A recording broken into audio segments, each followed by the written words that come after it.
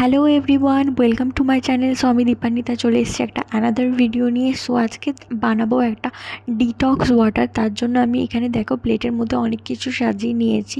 এখানে শসা, আদা, মৌসম্বি লেবু আর পাতি লেবু স্লাইস করা রয়েছে।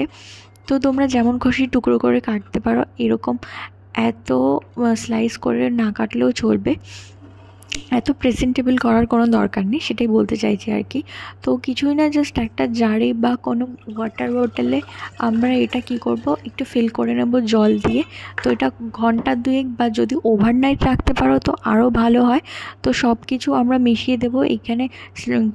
স্লাইস করে কাটা শসা প্লাস হচ্ছে মৌসম্বি লেবু, আদার কুচি আর হচ্ছে পাতিলেবু, যে কটা সব কটাই আমাদের শরীরের পক্ষে ভীষণ ভালো। আর গরমে তো ভীষণ দরকার, আমাদের শরীরকে ডিহাইড্রেট রাখে এই জলটা, মানে ডিটক্স ওয়াটারটা। তো আমাদের খাওয়া ভীষণই দরকার। দেখো এখানে আমি ঝাঁকিয়ে দিয়েছি, পুরো বটলটা ফিল করে রাখো। প্লাস হচ্ছে 2 ঘন্টা পরে এটা ছেঁকে বা ওভারনাইটও যদি রাখো তাহলে তারপর ছেঁকে এটা খাবে, দেখবে অসাধারণ খেতে লাগবে। যারা জল খেতে একদম ভালোবাসে না, পছন্দ করে না, তাদের জন্য এটা বেস্ট অপশান। এই জলের মধ্যে যে ফ্লেভারগুলো মিশে গেছে সেটার জন্য তোমাদের খেতে আরও বেশি ভালো লাগবে।